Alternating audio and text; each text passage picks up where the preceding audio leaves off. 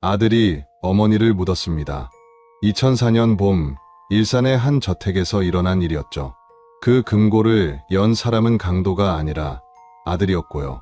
박순례 씨는 새벽마다 빗자루를 들고 마당을 쓸던 분이었어요. 명절이면 음식을 담아 이웃집 문을 두드렸고, 봄이면 라일락 가지를 잘라 지나가는 사람들 손에 쥐어줬죠. 그런 분이 자기 집 거실에서 쓰러진 채 발견된 겁니다. 아무 잘못도 없었는데요. 평생을 그렇게 사셨죠. 남편을 먼저 보낸 뒤에도 박순례 씨는 혼자 꿋꿋하게 살았습니다. 걱정하는 이웃들에게 늘 같은 말을 했었죠. 재현이가 있잖아요. 의부자들 최재현 씨를 법적으로 입양해 제 핏줄로 품었거든요. 그 아들이 명절마다 찾아왔고 생일마다 빠지지 않았네요. 동네 사람들은 다들 부러워했죠. 저런 아들이 어디 있냐고요. 박순례 씨도 그걸 잘 알았습니다. 그래서 더 믿었던 거고요. 그날 저택 거실은 난장판이었어요. 장식장이 뒤집혀 있었고 서랍이 모두 바닥에 쏟아져 있었죠. 금고는 강제로 열린 흔적이 있었고 안은 텅 비어 있었고요. 마치 강도가 든 것처럼 보였습니다. 수사관들은 현장을 샅샅이 살폈죠. 지문도 채취해 보았고요. 주변 탐문도 이어갔습니다. 꼼꼼히 기록도 남겼죠. 그러나 아무런 단서도 잡히지 않았습니다. 사건은 그렇게 미제로 분류됐죠. 그리고 최재현 씨는 상복을 입고 영정 앞에 엎드려 울었습니다. 조문객들의 손을 일일이 잡았고요. 고개를 깊이 숙였습니다. 세상에서 가장 슬픈 사람처럼 보였네요.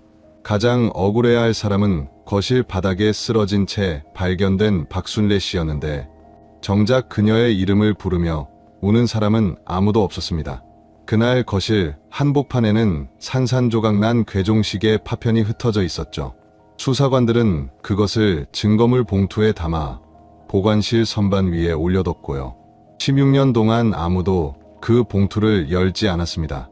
그 파편 안에 무언가가 있다는 걸 아무도 몰랐던 거죠. 이 이야기는 그 봉투가 다시 열리는 날부터 시작됩니다. 오늘의 이야기 시작 전에 잠깐만요. 구독과 좋아요를 눌러주시면 이야기를 들려드리는데 아주 큰 힘이 됩니다. 그리고 어느 지역에서 이 사연을 듣고 계시는지 댓글에 꼭 남겨주세요. 한 분 한 분 반갑게 인사드릴게요. 2004년 4월의 일산은 봄이 한창이었습니다. 신도시 개발 바람이 지나간 자리에 넓은 도로와 단정한 아파트 단지들이 들어섰고 그 사이사이에 오래된 단독주택들이 듬성듬성 남아 있었습니다.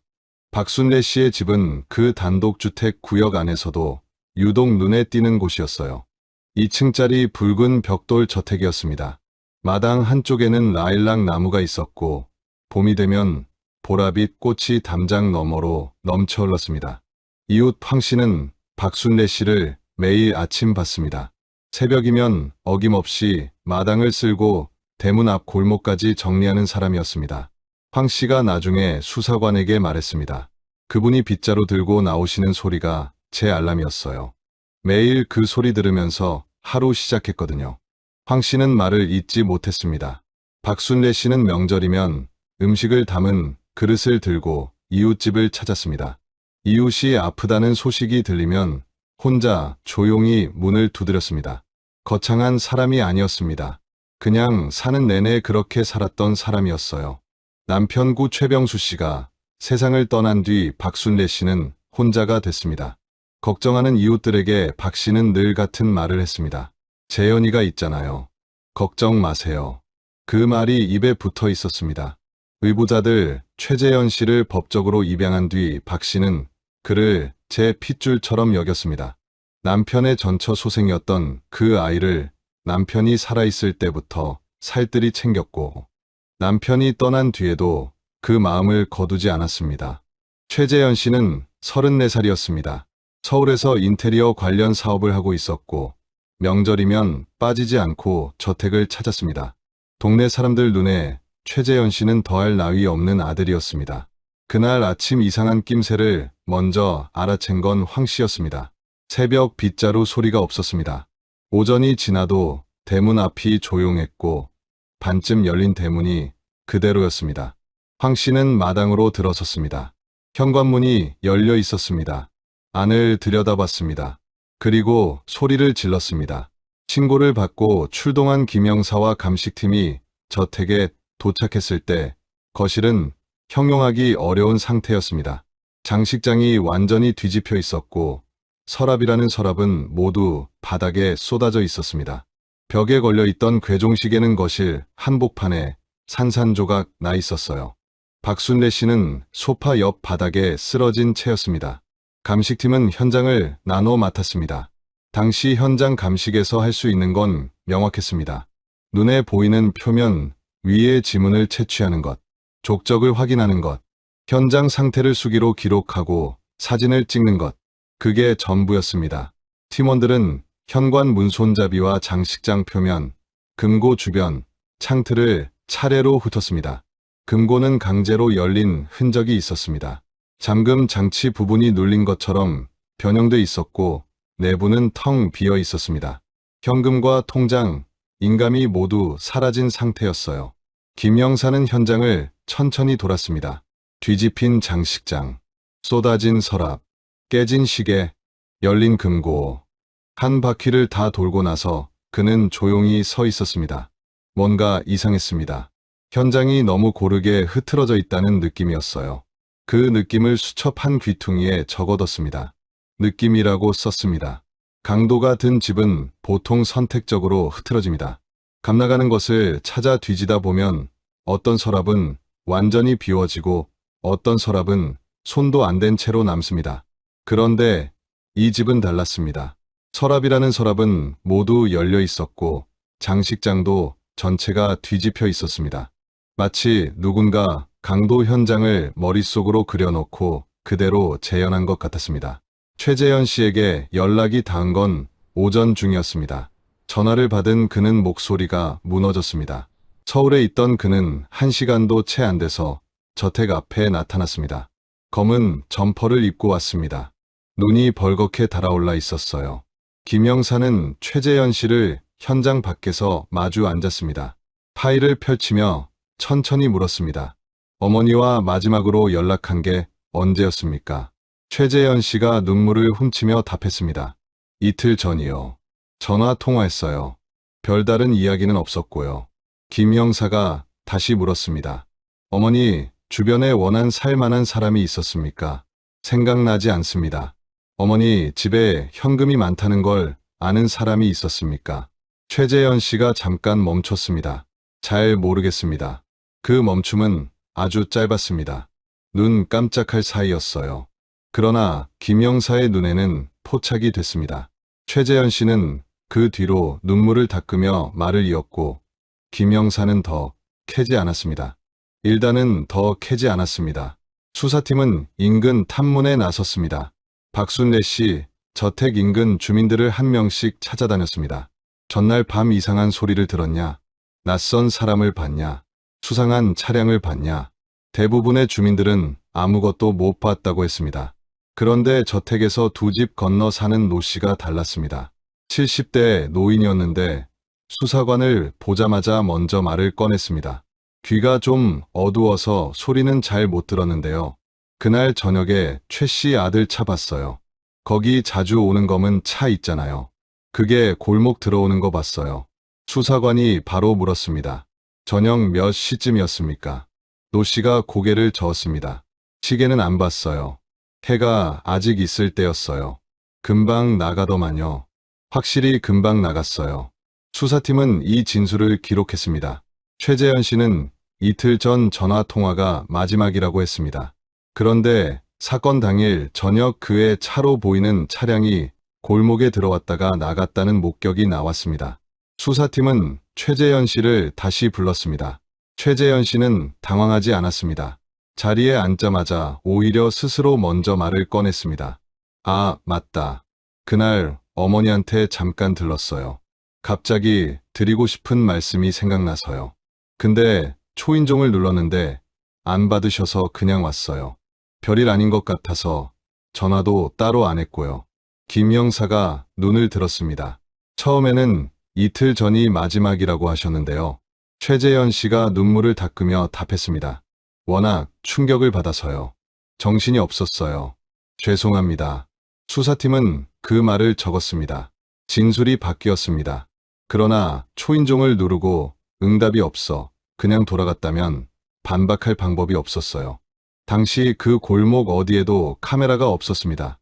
노 씨의 진술 하나만으로는 턱없이 부족했습니다. 감식 결과가 돌아왔습니다. 현장에서 채취한 지문은 박순례 씨의 것과 최재현 씨의 것이 주로 나왔습니다.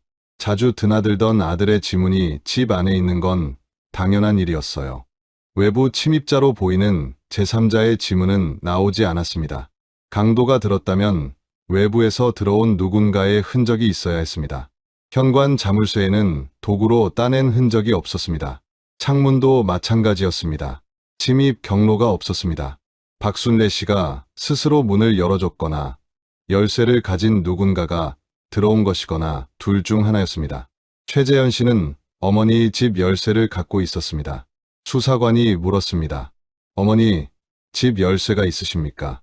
최재현 씨가 답했습니다. 네, 어머니가 주셨어요. 비상시에 쓰라고요. 김영사는 수첩을 다시 폈습니다. 느낌이라고 적어둔 페이지를 봤습니다. 그 아래 새로 적었습니다. 침입 경로 없음, 열쇠 보유, 진술 변경, 차량 목격. 네, 줄이었습니다. 의심이었지 물증이 아니었습니다. 수사팀은 최재현 씨의 주변을 더 들여다봤습니다. 그의 사업 상황이 눈에 들어왔습니다. 당시 그는 서울에서 인테리어 관련 사업을 하고 있었는데 2, 3년 전부터 일이 안 풀리기 시작했다는 말이 주변에서 나왔습니다. 계약이 끊겼다. 대금을 못 받았다. 그런 이야기들이 지인들 사이에서 흘러나왔습니다. 수사관이 최재현 씨를 다시 불렀습니다. 조용히 물었습니다. 어머니한테 돈을 요구한 적 있습니까?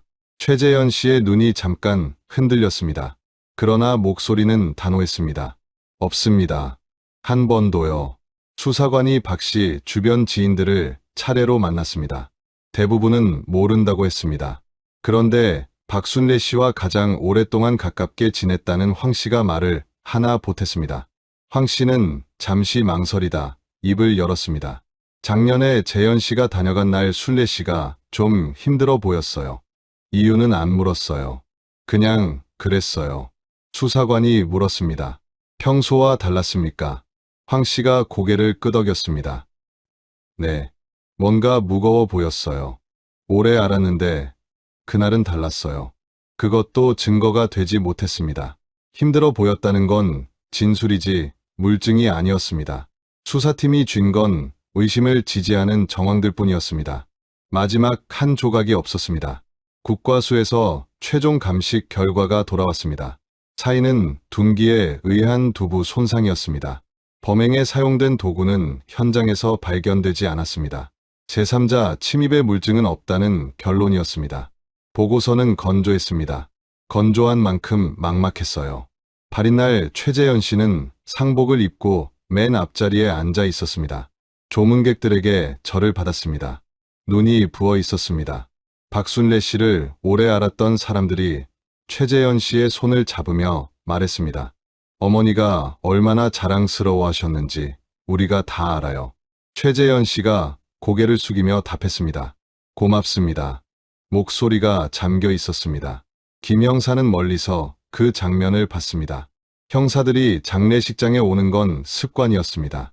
누가 오는지 어떻게 반응하는지를 보는 겁니다. 최재현 씨는 흐트러짐이 없었습니다. 김영사는 속으로 생각했습니다. 저렇게 아무렇지 않을 수가 있나. 그러다 다시 생각했습니다. 내가 틀렸을 수도 있다. 수사는 수개월 이어졌습니다. 그러나 새로운 단서는 나오지 않았습니다. 최재현 씨는 조사에 협조적이었습니다. 요청하면 나왔고 물으면 대답했습니다. 변호인을 세우지도 않았습니다. 그게 오히려 더 수사팀을 어렵게 했습니다. 그해 가을 사건은 미제로 분류됐습니다. 수사 서류는 캐비닛 안으로 들어갔습니다. 박순례 씨의 저택은 상속 절차를 거쳐 최재현 씨 명의로 넘어갔습니다. 가장 많이 운 사람이 가장 많이 가져갔습니다. 박순례 씨의 친정 조카딸 박미진 씨는 장례가 끝나고서야 이모의 저택에 들어가 볼 수 있었습니다. 이모의 방에서 한참을 앉아 있었습니다. 이모가 아끼던 물건들을 하나씩 만졌습니다. 그러다 빈 금고 앞에 섰습니다. 박미진 씨는 그 빈 공간을 한동안 들여다봤습니다. 이게 맞나? 이게 맞는 건가? 그 질문은 16년 동안 사라지지 않았습니다. 이모가 왜 그렇게 갔는지, 누가 그랬는지, 왜 아무도 잡히지 않았는지, 아무도 그 질문에 답을 주지 않았습니다. 경찰도 검찰도, 그리고 최재현 씨도요. 억울함은 그렇게 16년을 버텼습니다. 사라지지 않고 조카딸 한 명의 가슴 안에서 조용히 살아 있었습니다. 과연 이 사건은 다시 열릴 수 있었을까요? 16년 세월을 버텨낸 단서가 정말 존재했을까요? 이제 그 답이 시작됩니다. 파트 1. 16년이라는 시간은 사람에 따라 다르게 흐릅니다. 어떤 사람에게는 그냥 지나가는 세월이지만 어떤 사람에게는 매년 봄이 올 때마다 같은 자리에서 멈추는 시간이기도 합니다. 박미진 씨에게 16년은 후자였습니다. 이모 박순례 씨가 세상을 떠난 뒤 그녀는 이사를 2번 했고 직장도 바뀌었습니다. 머리도 휘어졌습니다. 그러나 봄이 되면 어김없이 그날이 떠올랐습니다. 이모의 빈 금고 앞에 서 있던 그 오후가 떠올랐습니다. 이게 맞나? 이게 맞는 건가? 그 질문은 16년 동안 한 번도 사라진 적이 없었습니다. 2020년 봄이었습니다. 박미진 씨는 저녁을 먹다가 텔레비전 뉴스를 틀었습니다. 화면 아래쪽으로 자막이 흘렀습니다. 경기 북부경찰청 미제 사건 전담팀 신규 접수 창구 운영. 박미진 씨는 젓가락을 내려놓았습니다. 이튿날 아침 인터넷을 검색했습니다. 전화번호를 찾았습니다. 수첩에 받아 적었습니다. 그리고 전화기를 들었다 놨다를 3번 반복했습니다. 16년 동안 신고를 안 한 게 아니었습니다. 했습니다. 사건 직후에도 했고 몇 년 뒤에도 했습니다. 그때마다 돌아온 답은 비슷했습니다. 수사 중입니다. 확인하겠습니다. 그리고 아무것도 달라지지 않았습니다. 박미진 씨는 그 과정에서 지쳤습니다. 그러나 이번엔 달랐습니다. 미제 사건 전담팀이라는 말이 달랐습니다. 박미진 씨는 결국 전화를 걸었습니다. 담당자가 연결됐습니다. 박미진 씨가 천천히 말했습니다. 2004년 일산 사건입니다. 피해자는 박순례 씨고요. 의부자들 최재현 씨가 있는데 저는 그 사람이 한 것 같아요. 16년 동안 그 생각이 떠나질 않았어요. 담당자가 물었습니다. 구체적인 근거가 있으십니까? 박미진 씨가 잠시 멈췄습니다. 근거라기보다는요. 이모가 그 아들을 그렇게 믿었는데 강도가 든 게 말이 안 된다는 거예요. 현관문에 흔적도 없었다고 했고요. 그 사람이 열쇠도 갖고 있었고요. 담당자는 접수를 받겠다고 했습니다. 서류를 보내달라고 했습니다. 박미진 씨는 그날 밤 이모에 관한 자료를 모두 꺼냈습니다. 오래된 서류들이었습니다. 누렇게 변색돼 있었습니다. 그녀는 그걸 하나씩 복사해서 봉투에 넣었습니다. 미제 사건팀 이수사관이 박미진 씨의 접수 서류를 받아든 건 며칠 뒤였습니다. 두툼한 신규 접수 서류 더미 중 하나였습니다. 그는 파일을 펼쳤습니다. 2004년 사건이었습니다. 피해자 박순례, 의부자들 최재현, 미제 처리. 그는 당시 수사 기록 원본을 요청했습니다. 며칠을 기다렸습니다. 기록이 도착한 날 이 수사관은 오전 내내 그것만 읽었습니다. 처음부터 끝까지 다 읽었습니다. 읽으면서 밑줄을 그었습니다. 침입 경로 없음, 열쇠 보유, 진술 변경, 차량 목격, 김영사의 수첩 내용이 수사 보고서에 그대로 옮겨져 있었습니다. 이 수사관이 혼자 중얼거렸습니다. 이건 당시에 이미 다 보였던 거잖아. 그런데 왜 막혔지? 그가 멈춘 건 증거물 목록 페이지였습니다. 당시 현장에서 수거된 증거물들이 수기로 기록돼 있었습니다. 봉투 번호와 내용물이 한 줄씩 적혀 있었습니다. 이 수사관은 천천히 줄을 내려가며 읽었습니다. 장식장 파편 일부, 바닥 족적 채취 시료, 금고 주변 긁힘 자국 사진, 그리고 한 줄이 더 있었습니다. 깨진 괴종식의 파편 일체, 봉투 번호 27번, 이 수사관은 그 줄에 손가락을 얹었습니다. 잠시 그대로 있었습니다. 그는 메모를 했습니다. 27번 봉투 현재 보관 여부 확인 요청. 다음 날 아침 답이 왔습니다. 이 수사관이 수화기를 들었습니다. 27번 봉투 있습니까? 담당자가 답했습니다. 있습니다. 봉인 상태로 보관 중입니다. 이 수사관은 자리에서 바로 일어났습니다. 보관실로 내려갔습니다. 보관실은 지하에 있었습니다. 형광등 불빛이 희끗한 공간이었습니다. 긴 선반들이 줄지어 있었고 봉투와 상자들이 빼곡하게 들어차 있었습니다. 담당자가 27번 봉투를 찾는데 시간이 좀 걸렸습니다. 보관실 한쪽 구석 선반에 있었습니다. 담당자가 그걸 꺼내 이 수사관 앞에 올려놓았습니다. 봉투는 낡아 있었습니다. 누렇게 변색된 두꺼운 종이, 봉투에 수기로 번호와 날짜가 적혀 있었습니다. 봉인 테이프는 그대로였습니다. 한 번도 뜰린 흔적이 없었습니다. 이 수사관은 장갑을 낀 손으로 봉투를 들었습니다. 안에서 뭔가가 부딪히는 소리가 났습니다. 금속 소리였습니다. 그는 봉투를 내려놓았습니다. 그리고 법과학팀에 자문을 요청했습니다.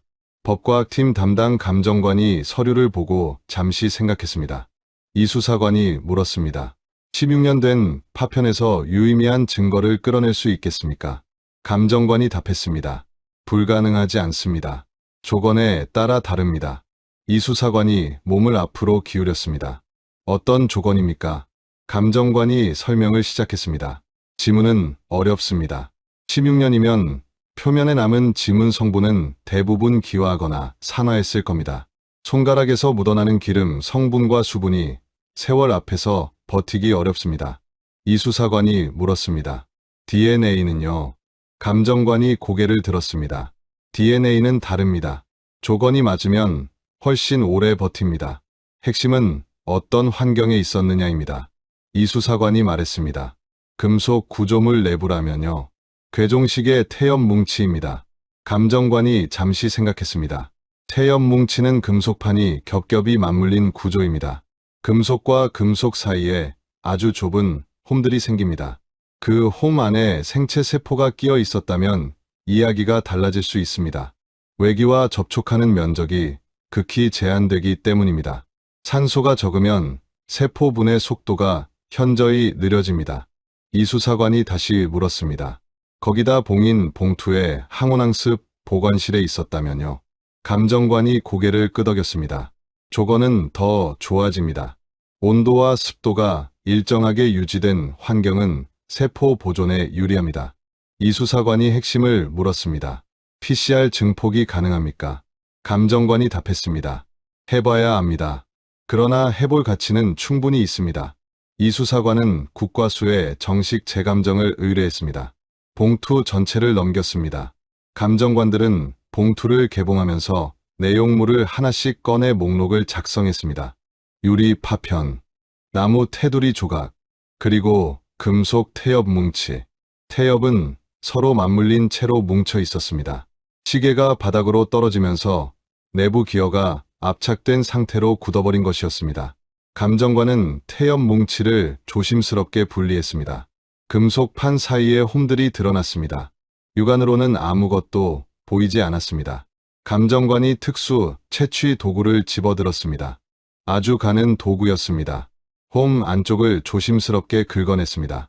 극미량의 물질이 채취됐습니다.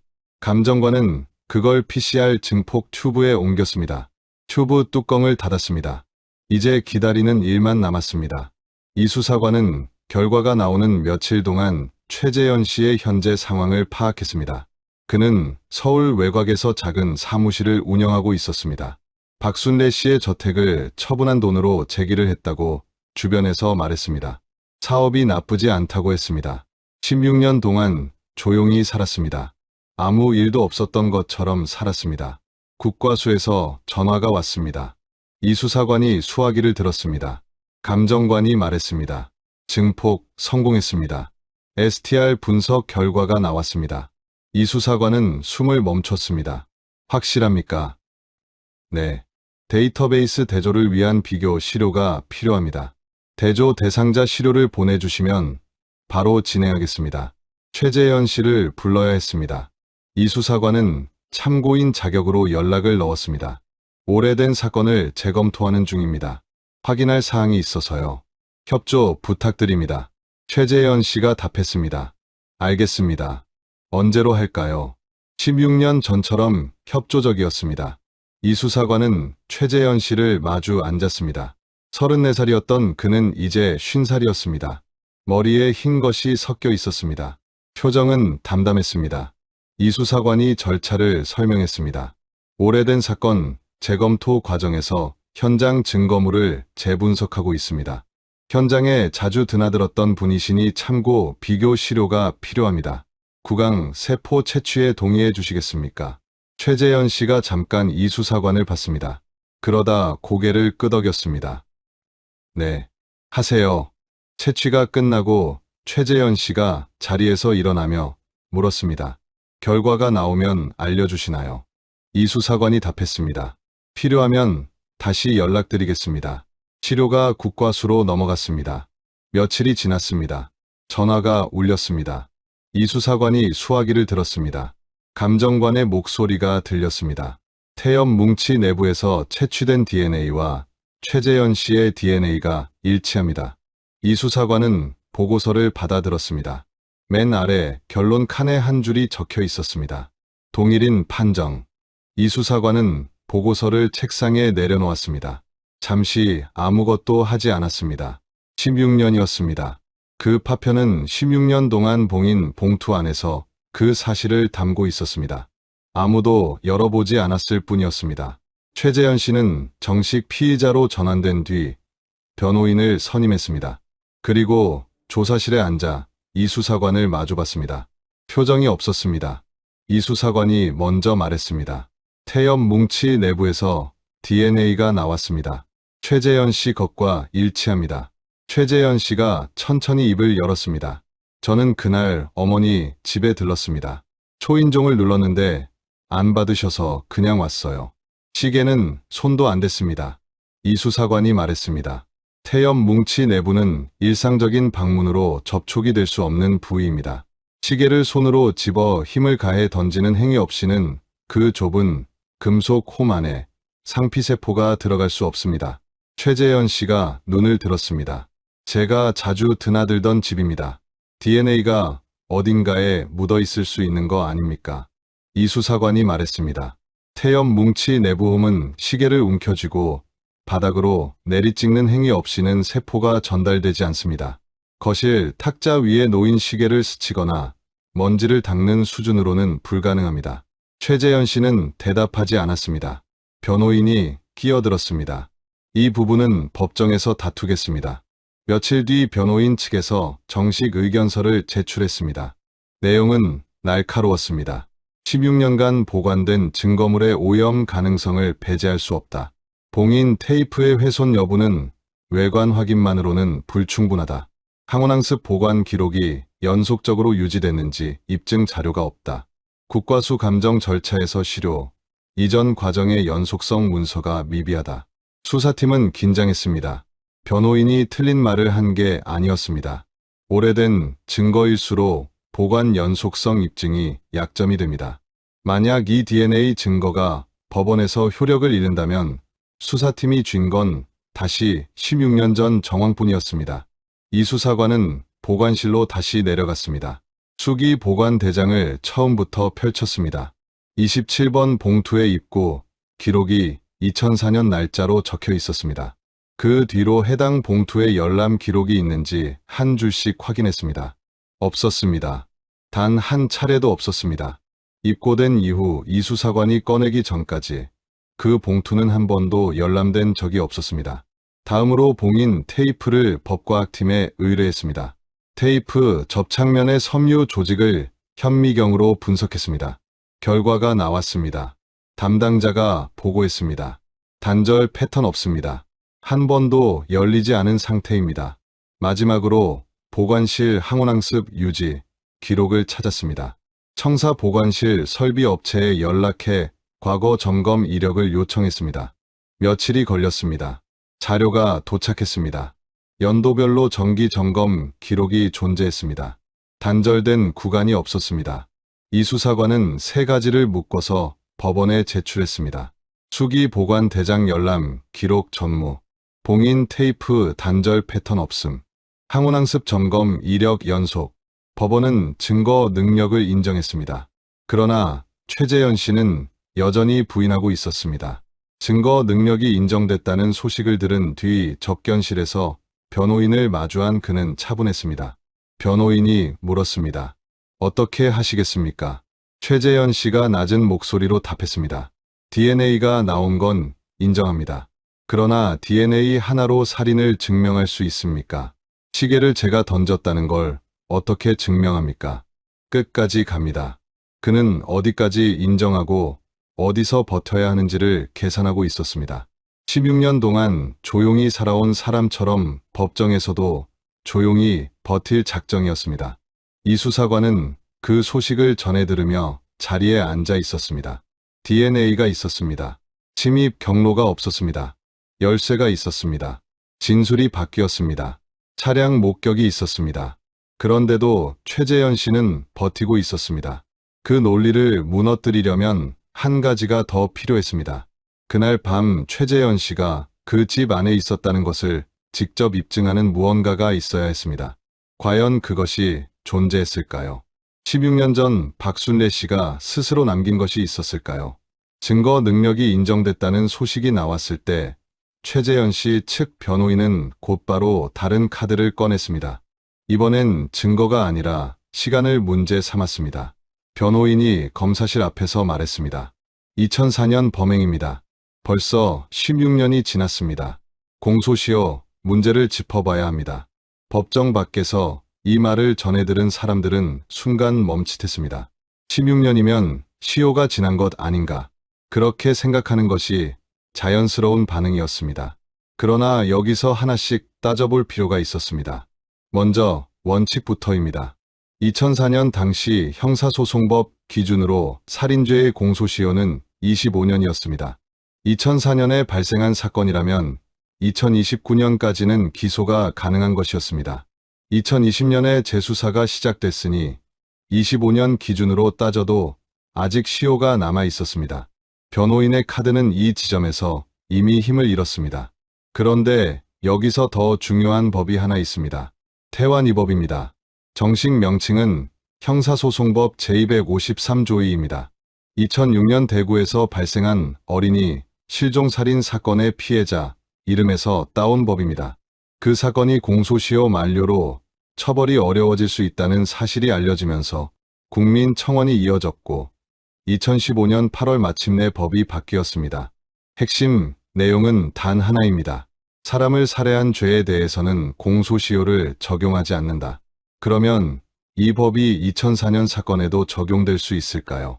태완이법은 2015년 이후에 발생한 사건에만 해당하는 것이 아닙니다. 법 시행 당시 공소시효가 아직 완성되지 않은 사건이라면 모두 적용됩니다. 구체적으로는 2000년 8월 이후에 발생한 살인 사건이 그 대상입니다. 2004년 박순례 씨 사건은 그 안에 들어갑니다. 공소시효는 논의할 대상이 아니었습니다. 이 수사관이 검사에게 말했습니다. 변호인 카드 2개 다 접혔습니다. 검사가 고개를 끄덕였습니다. 기소합니다. 기소가 확정됐습니다. 최재현 씨는 피고인 신분이 됐습니다. 법정이 열렸습니다. 첫 공판날 최재현 씨는 피고인석에 앉았습니다. 단정한 짙은 색 정장이었습니다. 흰 머리카락이 섞인 옆머리가 단정하게 정리돼 있었습니다. 그는 자리에 앉아 정면을 바라봤습니다. 얼굴에 변화가 없었습니다. 검사가 공소장을 낭독할 때도 눈을 내리깔지 않았습니다. 재판장이 피고인석을 향해 물었습니다. 공소 사실을 인정합니까? 최재현 씨가 입을 열었습니다. 아닙니다. 저는 그날 어머니 집에 간 적이 없습니다. 변호인이 무죄 답변을 제출했습니다. 이 수사관은 방청석에서 그를 봤습니다. 저 사람은 지금 계산하고 있다는 걸 알 수 있었습니다. 어디까지 인정하고 어디서 버텨야 하는지를 계산하는 사람의 얼굴이었습니다. DNA가 나왔습니다. 그건 부인하기 어렵습니다. 그러나 DNA가 시계를 던진 증거가 되느냐는 별개의 문제입니다. 그 집에 자주 드나들었으니 DNA가 어딘가에 묻어 있을 수 있다는 논리는 아직 살아 있었습니다. 최재현 씨는 그 논리 하나에 기대어 버티려 하고 있었습니다. 검사 측은 다음 기일까지 추가 증거 신청을 준비했습니다. 이 수사관은 그 준비 과정에 함께했습니다. 지금 가진 것들을 다시 정리했습니다. DNA 증거, 침입 경로 없음, 열쇠 보유, 진술 변경, 차량 목격, 사업 실패, 정황. 이것들이 전부였습니다. 하나하나는 강했습니다. 그러나 최재현 씨가 버티는 논리를 정면으로 무너뜨리는 결정타가 아직 없었습니다. 그날 밤 최재현 씨가 그 집 안에 있었다는 것을 직접 입증할 수 있는 무언가가 필요했습니다. 이 수사관은 퇴근길에 혼자 중얼거렸습니다. 박순례 씨가 뭔가를 남겼을 거야. 그분이라면 남겼을 거야. 두 번째 기일이 열렸습니다. 검사 측은 정황 증거들을 차례로 제시했습니다. 먼저 침입 경로 문제를 짚었습니다. 검사가 말했습니다. 현관 자물쇠에 외부 도구로 따낸 흔적이 없었습니다. 창문 어디에도 강제 개방의 흔적이 없었습니다. 외부인이 침입했다면 어딘가에 반드시 흔적이 있어야 했습니다. 그러나 없었습니다. 변호인이 즉시 반박했습니다. 피해자가 스스로 문을 열어줬을 가능성이 있습니다. 낯선 사람에게도 문을 열어줄 수 있습니다. 침입 경로가 없다고 해서 외부인 침입이 불가능한 것은 아닙니다. 검사가 다음 증거를 제시했습니다. 피고인은 피해자 집 열쇠를 갖고 있었습니다. 피고인이 직접 인정한 사실입니다. 열쇠가 있는 사람이라면 자물쇠를 건드릴 필요가 없었습니다. 변호인이 다시 반박했습니다. 아들이 어머니 집 열쇠를 갖고 있는 건 자연스러운 일입니다. 열쇠를 갖고 있다는 것이 범행의 증거가 됩니까? 검사가 이번엔 사업 관련 서류를 제시했습니다. 최재현 씨의 당시 금융거래 내역이었습니다. 검사가 설명했습니다. 인테리어 사업 대금 미수금 내역입니다. 거래처 단절 기록입니다. 그리고 사건 발생 2달 전 피해자 계좌에서 상당한 금액이 인출됐다가 이틀 만에 반환된 거래 기록이 있습니다. 법정이 잠시 조용해졌습니다. 이 거래와 함께 피해자의 통장에는 수기로 적힌 메모가 남아 있었습니다. 재현이 빌려줬다 돌려받음. 피해자의 필체입니다. 변호인이 반박했습니다. 어머니와 아들 사이에 돈이 오간 것은 얼마든지 있는 일입니다. 이것이 범행의 동기가 됩니까? 검사가 맥락을 짚었습니다. 2달 전에 돈을 요구했습니다. 피해자는 줬다가 돌려받았습니다. 거절한 것입니다. 그리고 사건 당일 피고인이 다시 찾아왔습니다. 두 번째 요구였습니다. 이번에도 거절당했습니다. 최재현 씨는 피고인석에서 그 모든 과정을 지켜봤습니다. 표정이 없었습니다. 검사가 무언가를 꺼낼 때마다 변호인 쪽으로 살짝 몸을 기울였습니다. 변호인이 반박을 하면 다시 정면을 봤습니다. 그 반복이었습니다. 법정이 끝나고 이 수사관은 복도에서 검사를 만났습니다. 검사가 말했습니다. 지금 가진 것들로는 유죄를 확신하기 어렵습니다. 합리적 의심이 남아요. 뭔가 하나가 더 있어야 합니다. 이 수사관이 고개를 끄덕였습니다. 그날 밤 박순례 씨와 최재현 씨가 실제로 만났다는 것을 증명할 수 있어야 합니다. 이 수사관은 박미진 씨를 다시 만났습니다. 재수사 진행 상황을 전하는 자리였습니다. 이야기를 하다가 이 수사관이 물었습니다. 이모에게 받은 마지막 연락이 뭐였습니까? 박미진 씨는 잠시 생각했습니다. 문자였어요. 그날 오후에 받았어요. 이 수사관이 몸이 앞으로 기울었습니다. 그 문자가 아직 있습니까? 박미진 씨가 고개를 끄덕였습니다. 있어요. 이모에게 받은 마지막 연락이라서 지운 적이 없어요. 근데 그 전화기가 옛날 거라서 지금 쓰는 건 아니에요. 어딘가에 있을 거예요. 이 수사관이 말했습니다. 찾아봐 주시겠습니까? 아주 중요할 수 있습니다. 박미진 씨는 고개를 끄덕였습니다. 눈빛이 달라졌습니다. 며칠이 지났습니다. 박미진 씨에게서 연락이 왔습니다. 찾았어요. 짐 상자 맨 아래에 있었어요. 이 수사관은 그날 바로 박미진 씨를 만났습니다. 전화기는 작고 낡은 피처폰이었습니다. 덮개형이었습니다. 한쪽 모서리가 긁혀 있었고 화면은 먼지로 덮여 있었습니다. 배터리는 방전된 상태였습니다. 박미진 씨가 말했습니다. 충전기도 있어요. 같이 갖고 왔어요. 이 수사관은 전화기와 충전기를 함께 받았습니다. 장갑을 낀 손으로 조심스럽게 증거물 봉투에 넣으면서 박미진 씨에게 말했습니다. 정말 잘 보관하셨습니다. 박미진 씨가 답했습니다. 버릴 수가 없었어요. 이모, 목소리 같아서요. 그 문자가 포렌식 팀에 의뢰했습니다. 배터리를 교체하고 전원을 켰습니다. 화면이 들어왔습니다. 바탕화면이 켜졌습니다. 그런데 메시지함을 열었을 때 내용이 보이지 않았습니다. 오래된 기기의 저장 구조가 달랐습니다. 포렌식 팀은 메모리 칩을 직접 분석하는 방법으로 전환했습니다. 기기에서 메모리 칩을 분리한 뒤 전용 장비에 연결해 데이터를 추출했습니다. 칩 자체에 손상은 없었습니다. 데이터가 살아 있었습니다. 문자, 메시지, 목록이 복원됐습니다. 박순례 씨가 박미진 씨에게 보낸 마지막 메시지가 있었습니다. 날짜는 사건 당일이었습니다. 오후였습니다. 이 수사관은 화면을 들여다봤습니다. 재현이 또 왔다 갔어. 이번엔 안 된다고 했어. 좀 화가 난 것 같더라. 걱정하지 마. 나 괜찮아. 이 수사관은 한동안 화면에서 눈을 떼지 못했습니다. 짧은 문자였습니다. 그러나 담긴 것이 많았습니다. 또 왔다. 이전에도 같은 요구를 했다는 뜻이었습니다. 이번엔 안 된다고 했다. 박 씨가 직접 거절했다는 뜻이었습니다. 좀 화가 난 것 같더라. 최재현 씨가 그 거절에 화를 냈다는 뜻이었습니다. 그리고 박순례 씨는 그래도 걱정하지 말라고 했습니다. 그 문자 이후 박순례 씨의 연락은 없었습니다. 최재현 씨는 그날 집에 간 적이 없다고 했습니다. 초인종을 눌렀는데 안 받아서 그냥 왔다고 했습니다. 그러나 박순례 씨는 최재현 씨가 왔다 갔다고 직접 썼습니다. 만났다고 썼습니다. 대화를 했다고 썼습니다. 검사는 이 문자를 추가 증거로 법원에 제출했습니다. 변호인이 이의를 제기했습니다. 피처폰 메모리 복원 과정의 신뢰성을 문제 삼습니다. 오래된 기기의 데이터는 변조 가능성이 있습니다. 검사가 반박했습니다. 포렌식 팀이 작업 과정을 단계별로 기록한 보고서가 있습니다. 메모리 칩 분리 시점부터 데이터 추출 완료까지 전 과정이 기록돼 있습니다. 변조 흔적은 없습니다. 법원은 이 증거 또한 채택했습니다. 법정 분위기가 달라졌습니다. 문자 내용이 낭독되는 순간 최재현 씨의 얼굴에서 처음으로 표정이 흔들렸습니다. 눈을 내리깔았습니다. 변호인이 고개를 숙이고 빠르게 메모를 했습니다. 그러나 반박할 말이 없었습니다. 피해자 본인이 남긴 기록이었습니다.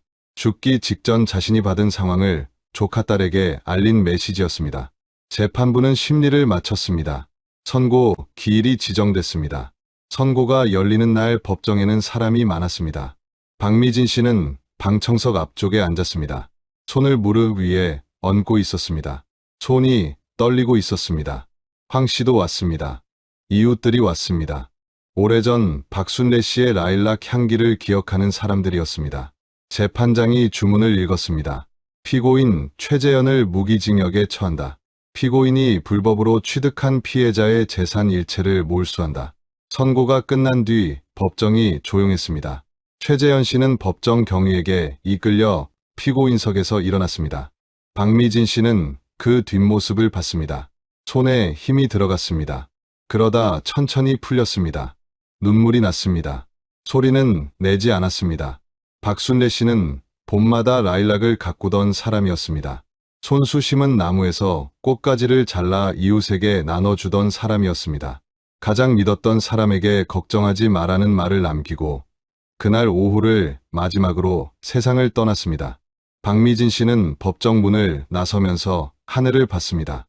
봄이었습니다. 어디선가 라일락 냄새가 나는 것 같았습니다.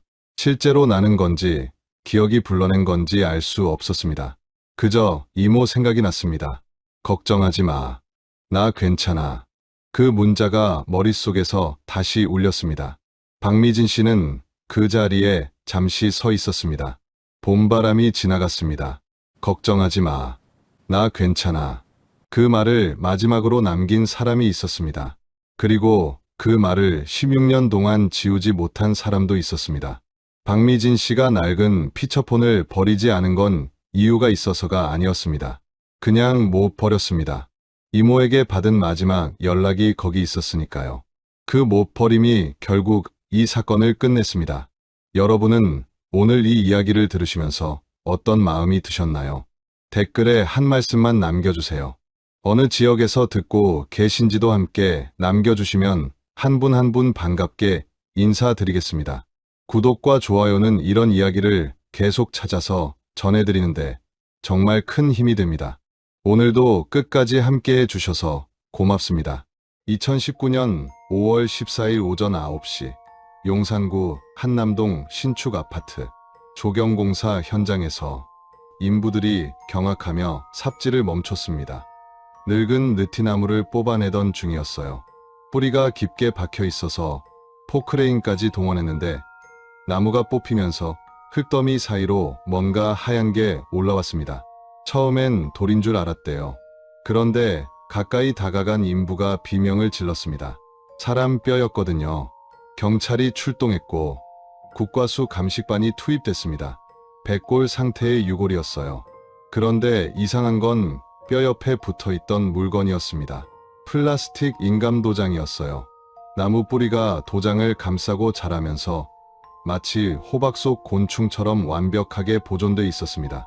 도장 바닥엔 이름이 선명하게 새겨져 있었어요. 조영남. 이 이름을 본 수사관들은 곧바로 15년 전 미제 파일을 뒤지기 시작했습니다. 2004년 9월 용산 재개발 구역에서 사라진 철거민 대표였거든요. 당시 조영남 씨는 50살이었습니다.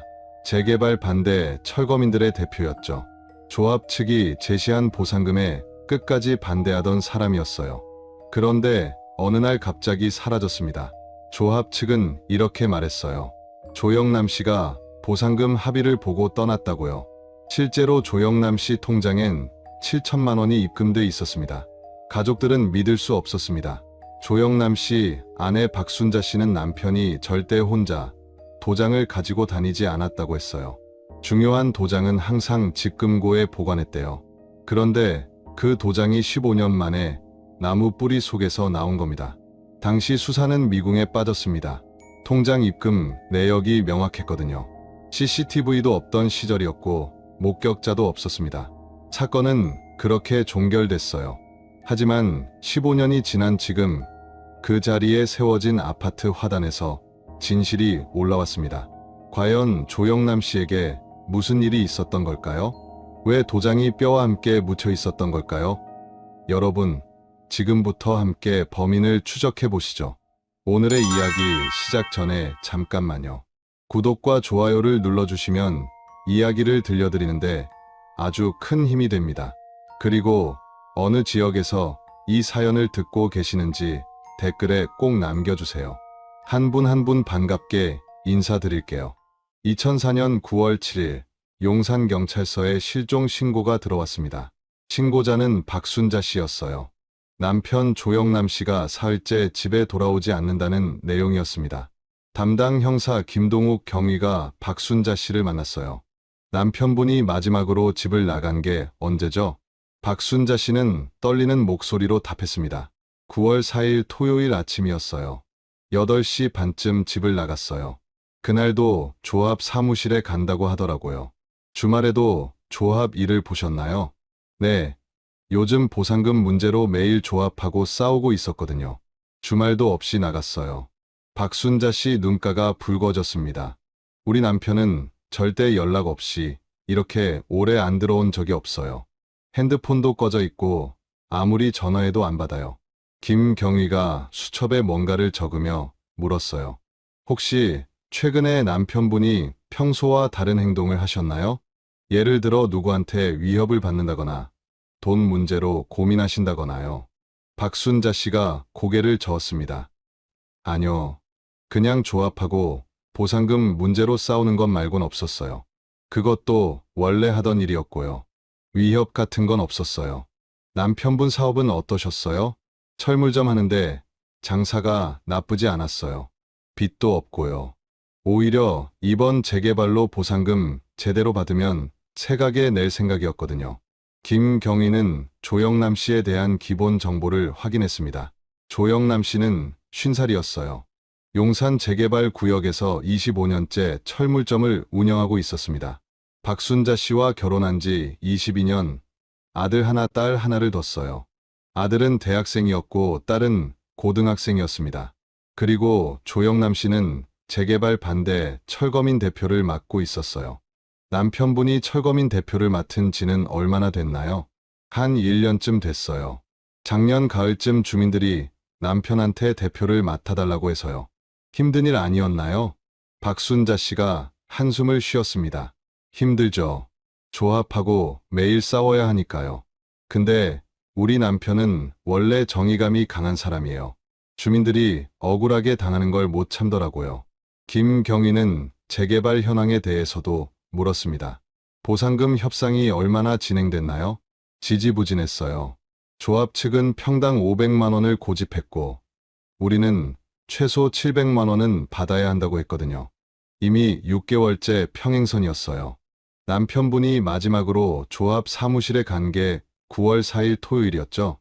네, 그날 아침에 나가면서 오늘은 꼭 조합장을 만나서 얘기를 끝내겠다고 했어요. 김경희가 메모를 마치고 일어섰습니다. 알겠습니다. 제가 조합 측하고 주변 사람들을 만나보겠습니다. 남편분 사진 한 장만 주시겠어요? 박순자 씨가 지갑에서 가족 사진을 꺼냈어요. 조영남 씨는 평범한 인상이었습니다. 각진 얼굴에 짧은 머리, 안경을 쓰고 있었어요. 사진 속에서 그는 환하게 웃고 있었습니다. 김경희는 곧바로 용산 재개발 조합 사무실로 향했습니다. 재개발 구역은 이미 반쯤 허물어진 상태였어요. 여기저기 빈 건물들이 보였고 철거 중인 집들도 있었습니다. 조합 사무실은 구역 한가운데 있는 2층짜리 건물이었어요. 김경희가 들어서자 직원 한 명이 맞았습니다. 무슨 일이세요? 경찰입니다. 조합장님 계신가요? 직원이 안쪽을 가리켰어요. 2층에 계세요. 2층 사무실 문을 열자 담배 연기가 자욱했습니다. 책상 뒤에 남자가 앉아 있었어요. 46살쯤 돼 보이는 다부진 체구의 남자였습니다. 용산경찰서 김동욱 경위입니다. 조합장님이시죠? 남자가 담배를 재떨이에 비볐어요. 네, 박태수입니다. 무슨 일로 오셨어요? 조영남 씨 아시죠? 철거민 대표요. 박태수 씨 표정이 미묘하게 변했습니다. 알죠. 그 사람이 무슨 일이라도 실종됐습니다. 9월 4일 이후로 집에 안 들어갔다고 하더라고요.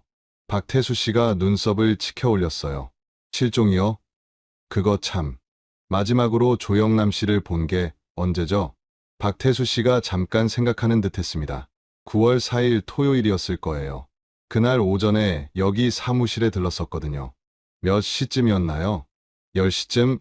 정확히는 모르겠는데 오전이었어요. 무슨 일로 오셨나요? 박태수 씨가 다시 담배를 꺼내 물었습니다. 뭐겠어요. 보상금 문제로 또 싸우러 왔죠. 매번 똑같아요. 돈 더 달라. 우린 못 준다. 그 루틴이에요. 그날도 싸우셨나요? 싸웠죠. 1시간쯤 얘기했나? 서로 소리 지르고 그랬어요. 김경희가 물었습니다. 구체적으로 어떤 얘기를 나누셨나요? 박태수 씨가 담배 연기를 길게 내뱉었어요. 조영남 씨가 평당 700만 원은 받아야 한다고 우겼어요. 저는 550까지는 올려줄 수 있다고 했고요. 근데 조영남 씨가 안 된다고 하더라고요. 그래서요? 그래서 평행선이었죠. 결국 조영남 씨가 화내면서 나갔어요.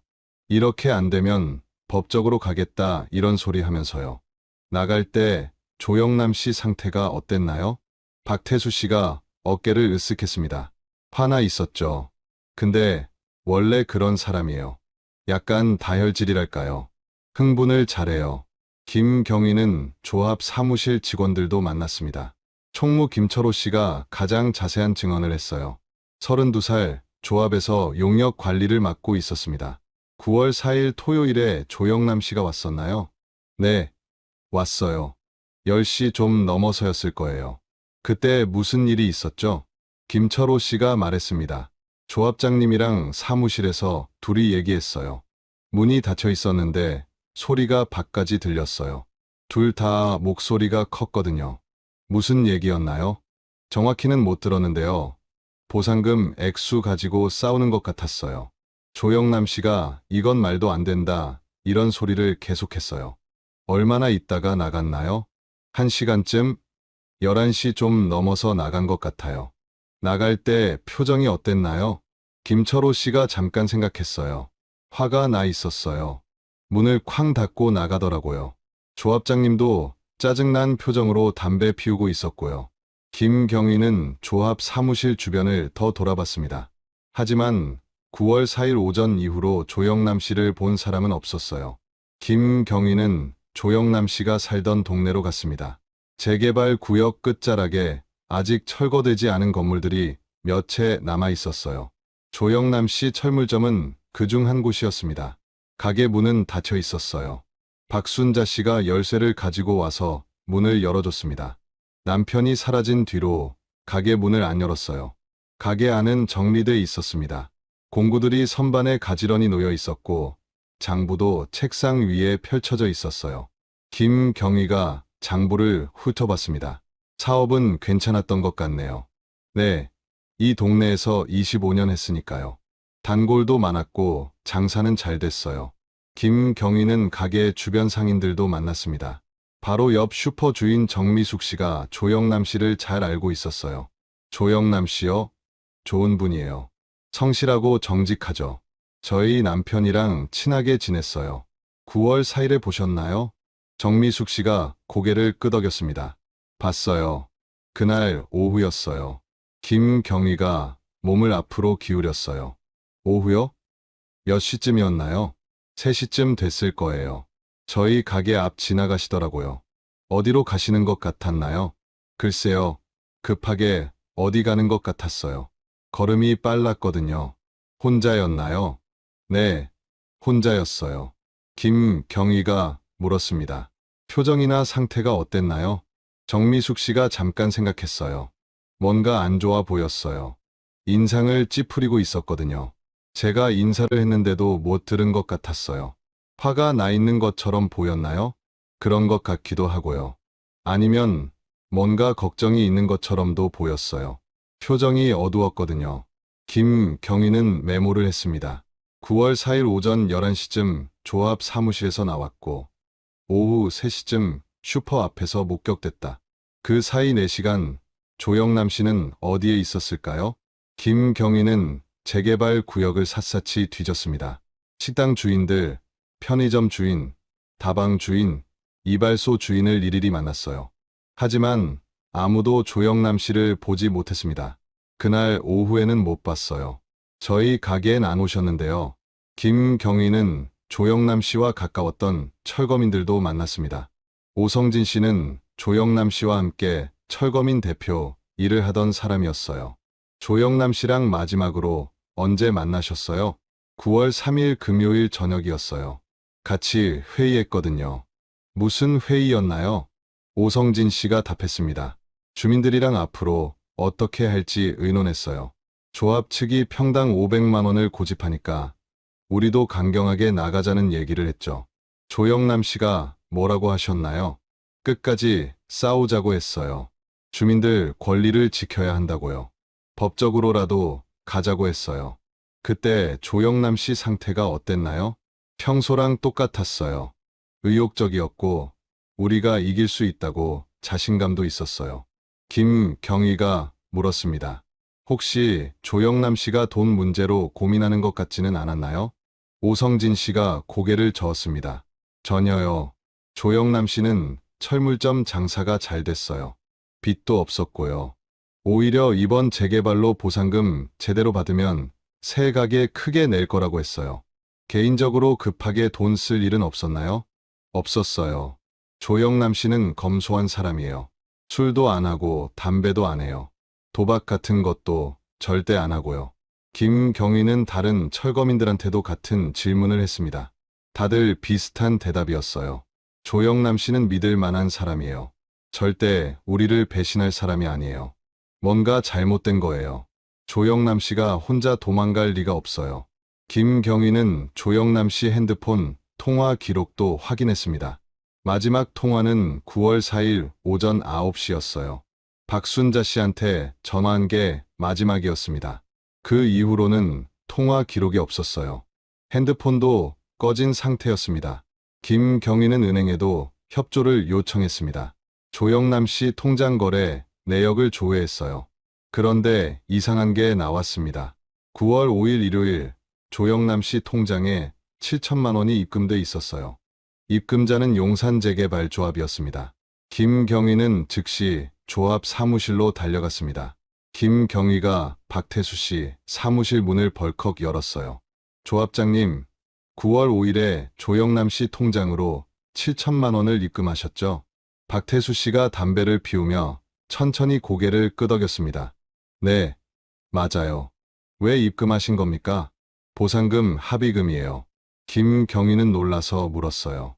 합의요? 언제 합의를 하신 겁니까? 박태수 씨가 태연하게 답했습니다. 9월 4일 오후에요. 조영남 씨가 다시 왔었거든요. 다시 왔다고요? 네. 오전에 화내고 나갔는데 오후에 다시 왔어요. 3시 반쯤 됐을 거예요. 김경희 머릿속이 복잡해졌습니다. 슈퍼 주인이 3시에 조영남 씨를 봤다고 했어요. 그리고 3시 반에 조합 사무실에 다시 왔다? 그때 무슨 얘기를 하셨나요? 박태수 씨가 담배재를 털었어요. 조영남 씨가 합의하겠다고 하더라고요. 평당 600만 원에 합의하자고요. 갑자기요? 오전엔 700을 달라고 하지 않았나요? 그랬죠. 근데 오후에 생각을 바꾼 것 같았어요. 더 이상 싸우기 싫다고 하더라고요. 김경희가 따졌습니다. 그게 말이 됩니까? 몇 시간 만에 생각이 바뀐다는 게요? 박태수 씨가 어깨를 으쓱했어요. 저도 놀랐죠.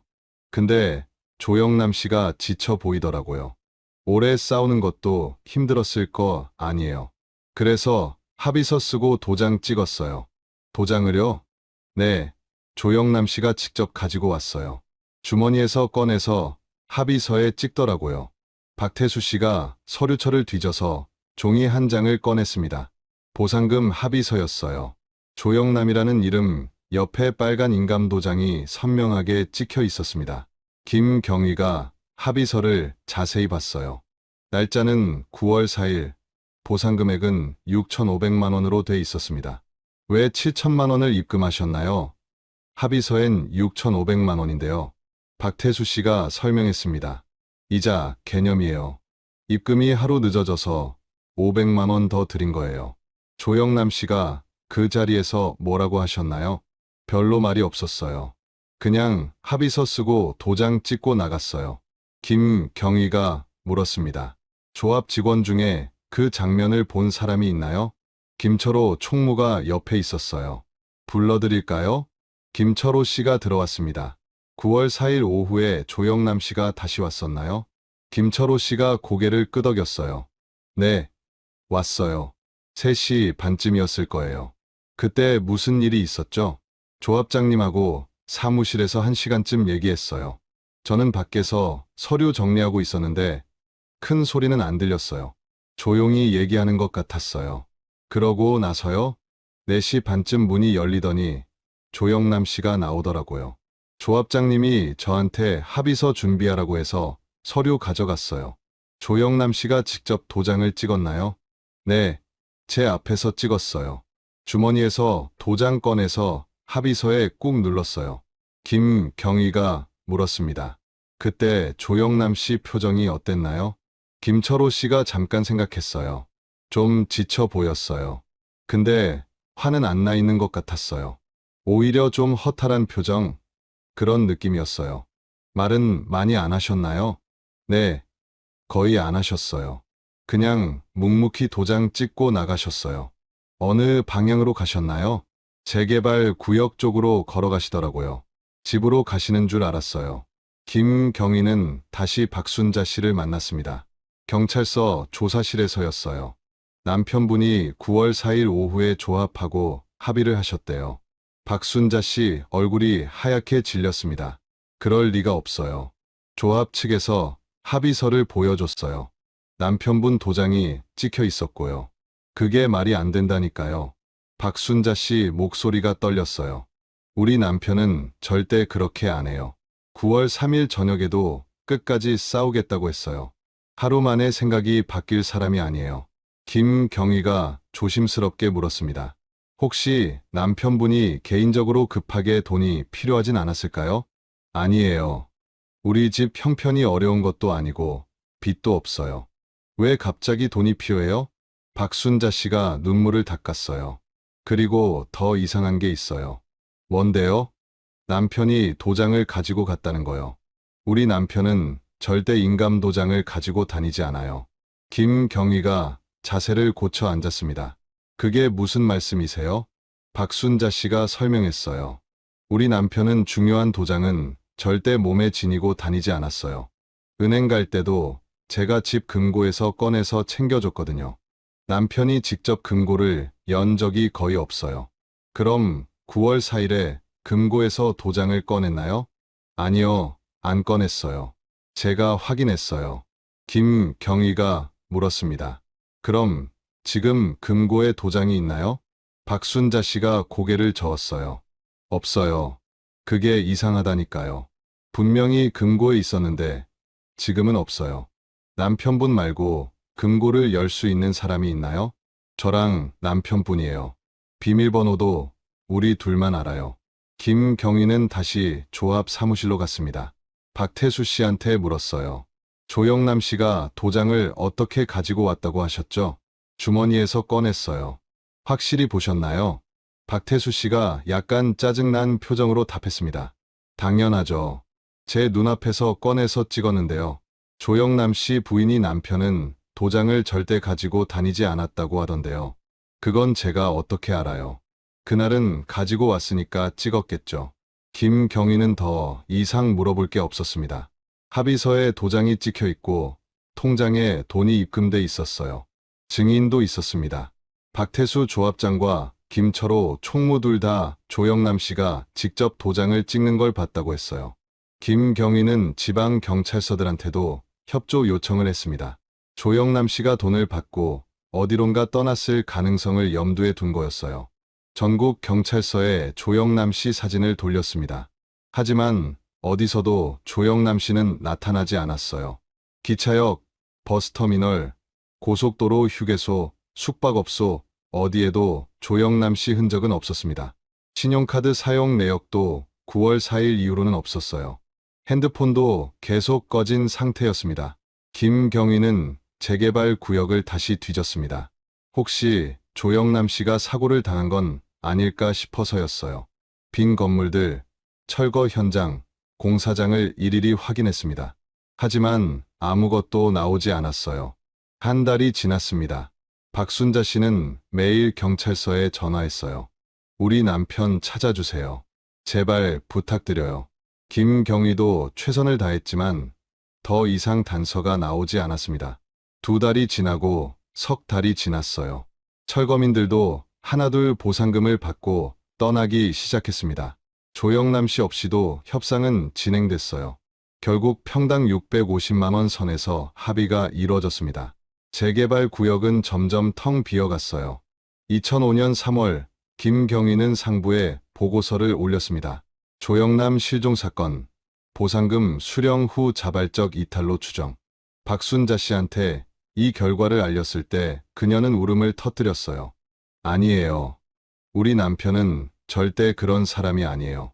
돈만 받고 가족을 버릴 사람이 아니라고요. 부인, 저도 더 이상 어떻게 할 방법이 없습니다. 증거가 없어요. 증거요? 남편이 사라졌는데 그게 증거 아니에요? 하지만 범죄의 흔적이 없습니다. 남편분이 합의서에 도장을 찍었고 돈도 받으셨어요. 자발적으로 떠난 것으로밖에 볼 수 없어요. 박순자 씨는 고개를 저었습니다. 경찰이 포기하면 누가 우리 남편을 찾아줘요? 김경희는 아무 말도 할 수 없었어요. 사건은 그렇게 미제로 남았습니다. 재개발 구역은 완전히 철거됐고 새 공사가 시작됐어요. 사람들은 조영남 씨를 잊어갔습니다. 보상금 받고 도망간 철거민 대표. 그렇게 소문만 남았어요. 박순자 씨는 아들, 딸과 함께 다른 동네로 이사를 갔습니다. 조영남 씨 철물점 자리엔 포크레인이 들어와 건물을 무너뜨렸어요. 그리고 그 자리에 나무가 심어졌습니다. 늙은 느티나무였어요. 뿌리가 깊게 내려가 든든하게 자랄 거라고 조경업체에서 말했습니다. 아무도 몰랐어요.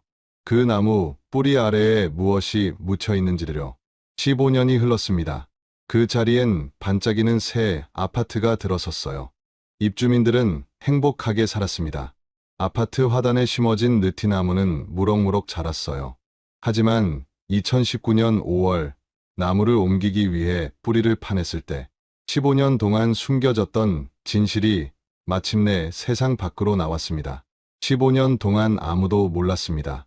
조영남 씨는 도망간 게 아니었어요.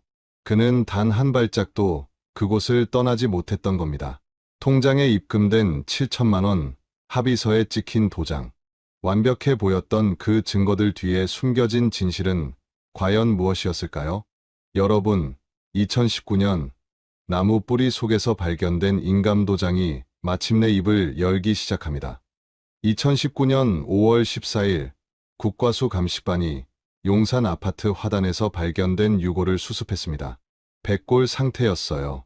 뼈가 흙과 나무 뿌리에 엉켜 있었습니다. 감식반장 이준혁 박사가 현장을 살폈어요. 사망 후 최소 10년 이상 경과한 것으로 보입니다. 정확한 건 연구소로 가져가서 분석해야겠네요. 유골 옆에서 발견된 인감도장이 증거봉투에 담겼습니다. 플라스틱 재질이었어요. 나무 뿌리가 도장을 감싸고 자라면서 마치 호박 속 곤충처럼 보존돼 있었습니다. 도장 바닥엔 이름이 새겨져 있었어요. 조영남. 용산경찰서 강력팀 박민수 경위가 사건을 맡았습니다. 15년 전 실종 사건 파일 찾아봐. 오래된 파일이 올라왔어요. 2004년 조영남 실종 사건이었습니다. 박 경위가 파일을 읽으며 눈썹을 찌푸렸어요. 보상금 받고 도주 추정. 그런데 시신이 현장에서 나왔다고? 파일엔 당시 담당 형사 김동욱 경위의 수사 기록이 상세하게 남아 있었습니다.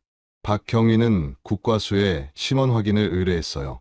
사흘 후 결과가 나왔습니다. 이준혁 박사가 전화를 걸어왔어요. 치아 기록 대조 결과 조영남 씨 본인 맞습니다. DNA 샘플은 가족한테서 받아서 추가 확인 중인데 치아만으로도 확실해요. 차이는 뭡니까? 두개골의 둔기에 의한 골절 흔적이 있습니다. 후두부를 강하게 얻어맞은 것 같아요. 치명상이었을 겁니다. 박경희는 숨을 깊게 들이마셨어요. 타살이네요. 네, 명백한 타살입니다. 박경희는 즉시 박순자 씨를 찾았습니다. 그녀는 이제 65살이 돼 있었어요. 15년이 흘렀지만 남편을 기다리는 마음은 변하지 않았습니다. 부인, 남편분 맞습니다. 국과수에서 신원 확인했어요. 박순자 씨 눈에서 눈물이 흘러내렸습니다. 역시 그랬군요. 우리 남편이 돈만 받고 도망간 게 아니었어요. 죄송합니다. 당시 수사가 미흡했습니다. 박순자 씨가 떨리는 손으로 얼굴을 감쌌어요. 15년을 기다렸어요. 남편이 언젠가 돌아올 거라고 믿었는데. 박경희가 조심스럽게 물었습니다. 부인, 국과수 감정 결과 남편분은 타살당한 것으로 나왔습니다. 후두부를 강하게 얻어맞으셨대요. 박순자 씨가 고개를 들었어요. 누가 그랬어요? 누가 우리 남편을 죽인 겁니까? 그걸 지금부터 밝혀내야 합니다. 부인, 남편분이 가지고 다니던 인감도장이 시신 옆에서 발견됐어요. 도장이요? 네, 당시 부인께서 남편분은 절대 도장을 가지고 다니지 않는다고 하셨죠? 박순자 씨가 고개를 끄덕였습니다. 맞아요. 남편은 중요한 도장은 절대 몸에 지니고 다니지 않았어요. 박경희가 말했어요. 그 도장에서 지문을 채취할 겁니다. 정말 남편분이 직접 만진 건지 확인해야 해요. 그럼 당시 합의서는 어떻게 된 겁니까?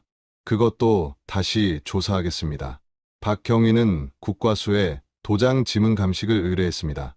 도장은 플라스틱 재질이었고 나무 뿌리가 감싸고 있어서 보존 상태가 괜찮았어요. 이틀 후 결과가 나왔습니다. 이준혁 박사가 보고서를 들고 왔어요. 도장에서 지문 2개가 검출됐습니다. 누구 겁니까? 하나는 조영남 씨 지문이 맞습니다. 과거 주민등록증 발급할 때 등록된 지문이랑 일치해요. 박경희가 물었습니다. 나머지 하나는요? 그게 이상한 겁니다. 조영남 씨 지문보다 더 선명하게 찍혀 있어요. 마치 나중에 누가 만진 것처럼요. 신원 확인됐습니까? 이준혁 박사가 고개를 끄덕였어요. 박태수, 당시 용산재개발조합 조합장이었던 사람입니다. 박경희는 즉시 박태수 씨 소재를 파악했습니다. 박태수 씨는 지금 61살이었어요. 재개발 사업으로 큰 돈을 벌어서 강남에 살고 있었습니다. 박경희가 박태수 씨를 소환했습니다. 경찰서 조사실에서 마주 앉았어요. 박태수 씨는 여전히 당당한 표정이었습니다. 무슨 일로 부르셨어요? 2004년 조영남 씨 실종 사건 기억하시죠? 박태수 씨가 잠깐 생각하는 듯 했어요. 아, 그 철거민 대표요? 보상금 받고 도망간 사람 말이에요? 도망간 게 아니었습니다. 시신이 발견됐어요. 박태수 씨 표정이 미묘하게 변했습니다. 시신이요? 네. 당시 재개발 구역 현장에서 나왔어요. 지금 그 자리에 세워진 아파트 화단이었습니다. 그게 무슨... 박경희가 말을 끊었어요. 국과수 감정 결과 타살로 나왔습니다. 그리고 시신 옆에서 조영남 씨 인감도장이 발견됐어요. 박태수 씨가 담담하게 답했습니다. 그래서요? 그게 저랑 무슨 상관입니까? 박경희가 서류를 펼쳤어요. 도장에서 당신 지문이 검출됐습니다. 박태수 씨 얼굴이 굳었습니다. 그럴 리가 없는데요. 국과수 감식 결과입니다. 조영남 씨 지문보다 더 선명하게 찍혀 있었어요. 박태수 씨가 잠시 침묵했어요. 박경희가 계속 말했습니다. 2004년 9월 4일 조영남 씨가 당신 사무실에서 합의서에 도장을 찍었다고 진술하셨죠? 네, 그랬어요. 그럼 왜 당신 지문이 도장에 있습니까? 박태수 씨가 변명했어요. 그야 조영남 씨가 도장을 떨어뜨려서 제가 주워줬을 수도 있죠. 그럼 왜 당시 진술에서 그 얘기를 안 하셨습니까? 기억이 안 났으니까요. 15년 전 일인데 다 기억하겠어요? 박경희는 박태수 씨를 계속 압박했습니다. 당신이 조영남 씨를 죽였죠? 말도 안 되는 소리 하지 마세요. 저는 그날 조영남 씨가 합의서 쓰고 나가는 걸 봤어요. 살아서 나갔다고요. 증거 있습니까? 박태수 씨가 답했어요. 김철호 총무가 봤어요. 당시 현장에 있었으니까 불러서 물어보세요. 박경희는 김철호 씨도 소환했습니다. 김철호 씨는 지금 47살이었어요. 용역 회사를 운영하고 있었습니다.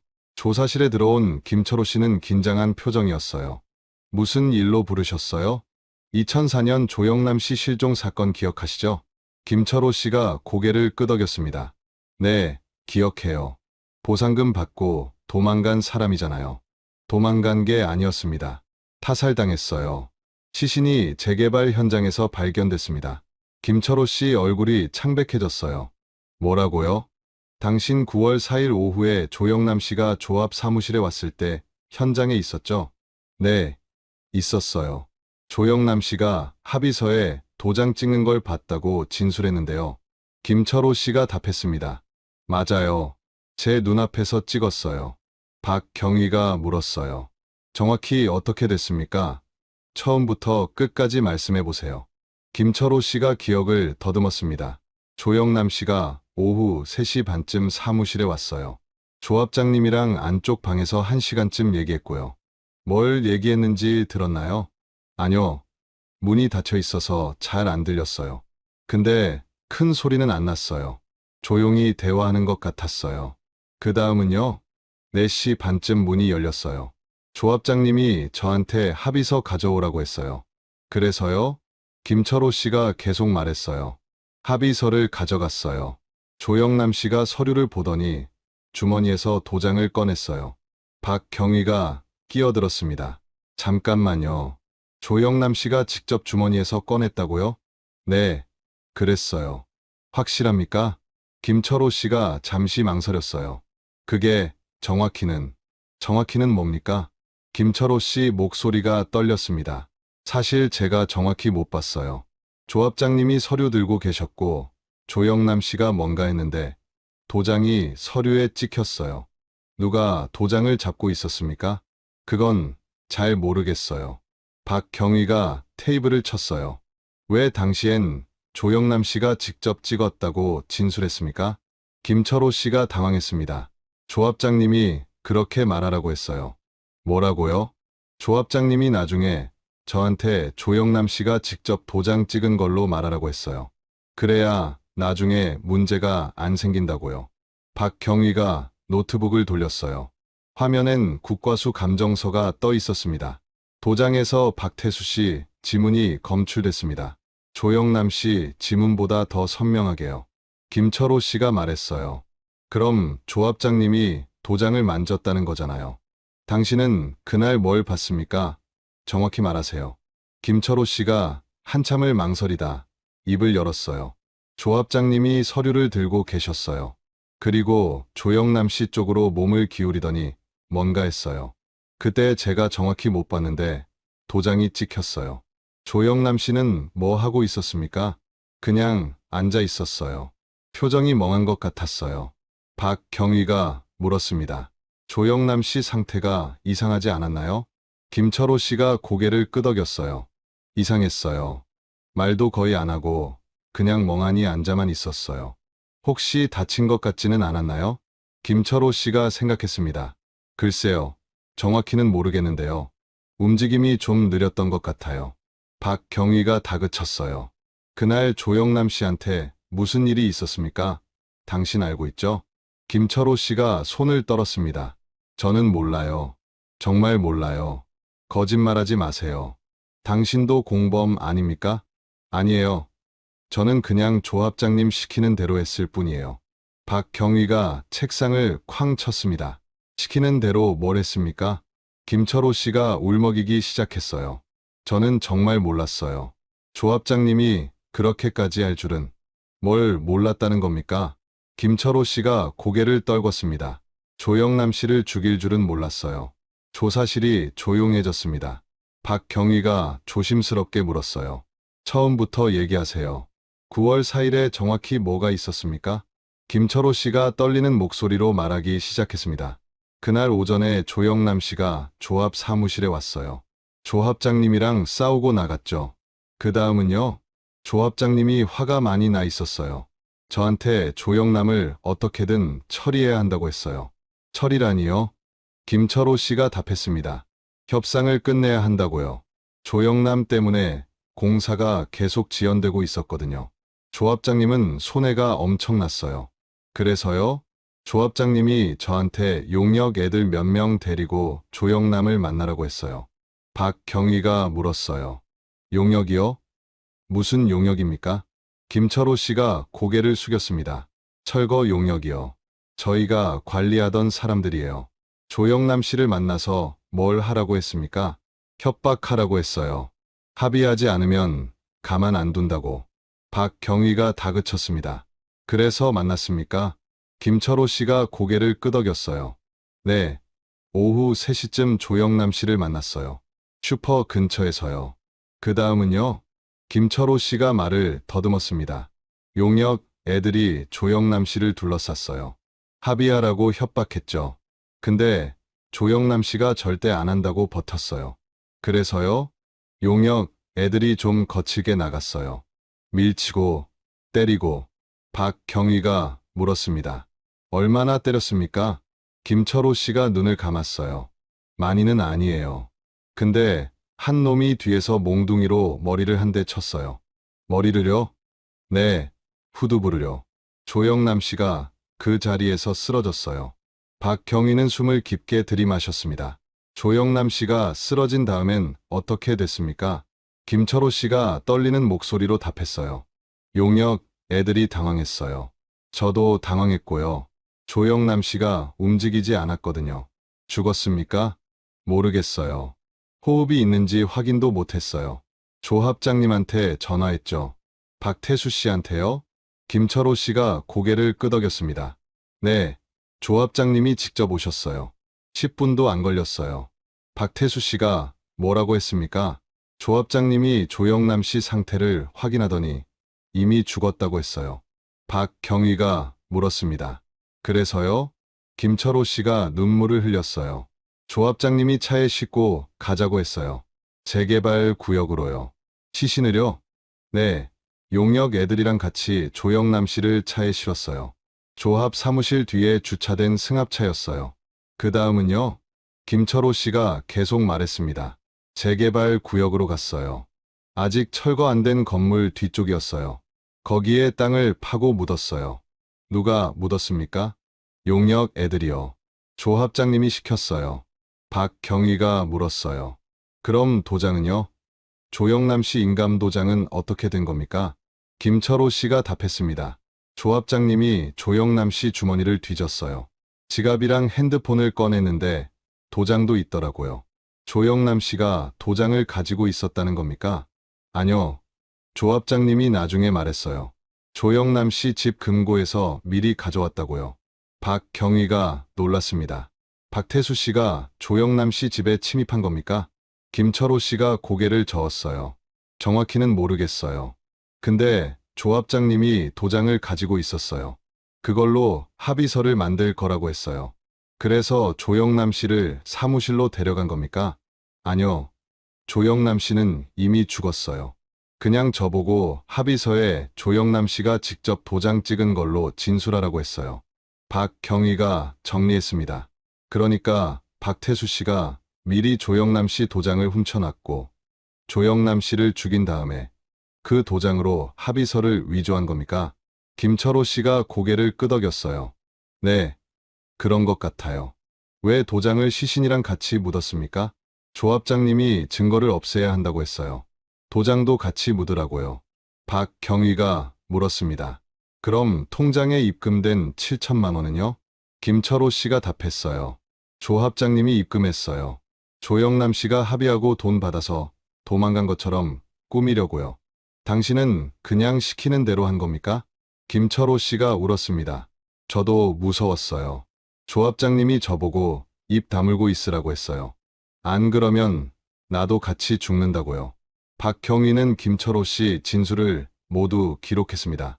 그리고 다시 박태수 씨를 불렀어요. 박태수 씨는 여전히 당당한 표정이었습니다. 김철호가 다 불었습니다. 박태수 씨 얼굴이 굳었어요. 뭘 불었다는 겁니까? 당신이 조영남 씨를 죽이라고 지시했고 시신을 묻었다고요. 도장도 미리 훔쳐서 합의서를 위조했다고 했어요. 박태수 씨가 비웃었습니다. 그놈이 거짓말하는 거예요. 자기가 죽여놓고 저한테 뒤집어 씌우는 거죠. 증거 있습니까? 김철호가 용역 애들 시켜서 조영남을 죽였어요. 저는 나중에 전화 받고 갔을 뿐이에요. 박경희가 서류를 펼쳤어요. 당신 통화 기록 조회했습니다. 9월 4일 오후 3시 10분에 김철호한테 전화 걸었더군요. 박태수 씨가 말했습니다. 그게 뭐가 문제입니까? 김철호 진술에 따르면 당신이 먼저 지시했다고 하는데요. 거짓말이에요. 박경희가 계속 압박했습니다. 도장은 어떻게 된 겁니까? 조영남 씨 집 금고에서 훔친 거 아닙니까? 박태수 씨가 버럭 소리를 질렀어요. 증거 있어요? 제가 훔쳤다는 증거가 있냐고요. 김철호 증언이 있습니다. 그건 증거가 아니에요. 그놈 말만 믿고 저를 범인으로 만들 겁니까? 박경희는 박태수 씨를 더 이상 조사하기 어려웠습니다. 물증이 부족했어요. 김철호 증언만으로는 기소하기 힘들었습니다. 박경희는 용역 직원들도 찾기 시작했습니다. 당시 김철호 밑에서 일했던 용역 직원 명단을 확보했어요. 하지만 15년이 지난 지금 그들을 찾기가 쉽지 않았습니다. 어떤 사람은 이미 죽었고 어떤 사람은 연락이 끊겼어요. 박경희는 겨우 한 명을 찾아냈습니다. 이름은 최광수, 지금 51살이었어요. 지방에서 막노동을 하고 있었습니다. 최광수 씨를 소환했어요. 2004년에 용산 재개발 용역 일하셨죠? 최광수 씨가 긴장한 표정으로 고개를 끄덕였습니다. 네, 했어요. 9월 4일에 조영남 씨를 만났습니까? 최광수 씨가 땀을 흘렸어요. 기억 안 나요. 기억 안 난다고요? 사람을 죽였는데 기억이 안 납니까? 최광수 씨가 벌떡 일어났어요. 저는 안 죽였어요. 그럼 누가 죽였습니까? 최광수 씨가 주저앉았습니다. 박철민이가 죽였어요. 그놈이 몽둥이로 머리를 쳤어요. 박철민이요? 네, 같이 용역 일하던 놈이에요. 근데 그놈은 5년 전에 교통사고로 죽었어요. 박경희가 물었습니다. 그날 누가 지시했습니까?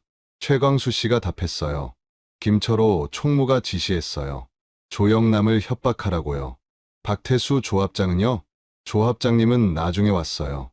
조영남이 쓰러진 다음에요. 박태수 씨가 뭐라고 했습니까? 최광수 씨가 떨리는 목소리로 말했습니다. 시신을 묻으라고 했어요. 그리고 입 다물고 있으라고 했어요. 돈도 줬어요. 박경희는 최광수 씨 진술도 기록했습니다. 이제 증언이 2개 나왔어요. 김철호와 최광수 둘 다 박태수 씨가 시신을 묻으라고 지시했다고 했습니다. 박경희는 박태수 씨를 다시 소환했습니다. 최광수 증언 받았습니다. 당신이 시신을 묻으라고 지시했다고 하더군요. 박태수 씨가 화를 냈어요. 그놈들이 다 짜고 치는 겁니다. 자기들이 저지른 일을 저한테 뒤집어 씌우는 거예요. 왜 그렇게 생각하십니까? 김철호가 주도한 거예요. 그놈이 용역 애들 시켜서 조영남을 죽이고 저한테 책임을 떠넘기는 겁니다. 박경희가 말했습니다. 하지만 도장엔 당신 지문이 있습니다. 박태수 씨가 답했어요. 그건 제가 도장을 주워줬기 때문이에요. 이미 말했잖아요. 합의서도 위조했죠? 아니에요. 조영남이 직접 와서 도장 찍었어요. 박경희는 더 이상 진전이 없었습니다. 박태수 씨는 끝까지 부인했고 결정적 물증이 없었어요. 그런데 사흘 후 놀라운 정보가 들어왔습니다. 정보과 형사가 박경희를 찾아왔어요. 박태수 씨가 항공권을 예약했습니다. 항공권이요? 네. 내일 오후 인천공항에서 태국행 비행기를 탑니다. 박경희는 즉시 출국 금지 조치를 취했습니다. 그리고 박태수 씨를 긴급 체포했어요. 도주 우려가 있다고 판단해서 체포 영장 신청했습니다. 박태수 씨가 항변했습니다. 여행 가는 건데 왜 도주입니까? 편도 티켓이더군요. 돌아올 생각이 없었죠? 박태수 씨 얼굴이 창백해졌습니다. 박경희는 박태수 씨 집과 사무실을 압수수색했어요. 하지만 결정적인 증거는 나오지 않았습니다. 15년이 지난 지금 당시 증거는 거의 남아있지 않았어요. 박경희는 난감했습니다. 증인 증언만으로는 기소하기 힘들었어요. 물증이 필요했습니다. 그런데 과연 15년 전 증거를 찾을 수 있을까요? 여러분, 박태수와 김철호는 서로에게 죄를 뒤집어 씌우고 있습니다. 한쪽은 살인을 지시했다고 하고 다른 쪽은 자기가 주도했다고 말합니다. 도장에서 나온 박태수의 지문, 용역 직원의 증언, 그리고 급작스러운 해외 도피 시도까지 모든 정황은 박태수를 가리키고 있지만 결정적인 물증이 없습니다. 15년이 지난 지금 과연 수사팀은 어떤 증거를 찾아낼까요? 그리고 그 증거는 과연 누구를 진짜 범인으로 지목하게 될까요? 박경희는 국과수에 2004년 합의서 원본을 의뢰했습니다. 이 합의서 필적 감정 가능합니까? 국과수 문서 감정팀 한지영 박사가 서류를 살폈어요. 조영남이라는 서명 말씀이시죠? 네, 본인이 직접 쓴 건지 확인해야 합니다. 한 박사가 확대경으로 서명을 들여다봤어요. 필압이 일정하지 않네요. 그리고 획 순서가 부자연스러워요. 대필 가능성이 있습니까? 높습니다. 정확한 감정을 위해 조영남 씨 과거 서명 샘플이 필요해요. 박경희는 박순자 씨를 다시 찾았습니다. 부인, 남편분이 직접 서명한 서류 있으십니까? 은행 서류나 계약서 같은 거요. 박순자 씨가 오래된 상자를 꺼냈어요. 남편 물건들 버리지 못하고 다 보관해뒀어요. 상자 안엔 통장, 계약서, 영수증들이 가득했습니다. 박경희가 조영남 씨 서명이 있는 서류들을 모았어요. 은행 거래 서류, 철물점 임대차 계약서, 보험 가입 서류까지 10여 장이 나왔습니다. 국과수에 샘플을 보냈어요. 사흘 후 결과가 나왔습니다. 한지영 박사가 보고서를 들고 왔어요. 합의서의 서명은 조영남 씨 본인 필체가 아닙니다. 박경희가 몸을 앞으로